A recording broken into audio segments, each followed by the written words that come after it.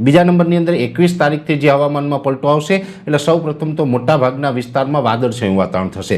જરૂરી નથી કે ગુજરાતના તમામ ગ્રામ્ય વિસ્તારની અંદર થાય, કોઈ વિસ્તારમાં થશે, કોઈ વિસ્તારમાં નહીં થાય, પણ 21 તારીખથી ચોક્કસથી વાદળછાયું વાતાવરણ થવાનું ચાલુ થઈ જશે અને આ જે WDની અસર થશે, વેસ્ટર્ન ડિસ્ટર્બન્સની અસર થશે એટલે 23, 24 અથવા 25 ત્રણમાંથી કોઈ પણ 1.5 દિવસ એવો હશે કે જેની અંદર રાજ્યના છૂટાછવાયા વિસ્તારમાં માવઠાના ઝાપટા પડી શકે છે, છાંટછૂટ થઈ શકે છે। જોકે આ માવઠાની સૌથી વધારે તીવ્રતાની અસર ઉત્તર ગુજરાતનું બનાસકાંઠા, વાવ-થરાદ અને પાટણ જિલ્લામાં દેખાઈ રહી છે અને એ સાથે કચ્છ જિલ્લાની અંદર આની અસર થાય તેવી શક્યતા વધારે છે, એટલે ત્યાં થોડુંક ઝાપટાનું પ્રમાણ વધારે રહેશે।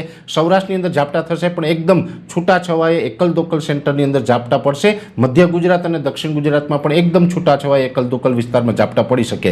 કચ્છ અને ઉત્તર ગુજરાતના જે ભાગોમાં ઝાપટાની શક્યતા વધારે છે, જેમાં ખાસ કરીને સાર્વત્રિક નહીં હોય પણ છૂટાછવાયું હશે અને ત્યાં પણ છૂટાછવાયું અને હળવું સામાન્ય માવઠું હશે, એટલે લગભગ હું માનું ત્યાં સુધી 1 ઇંચ સુધી આ માવઠું ન પહોંચી શકે।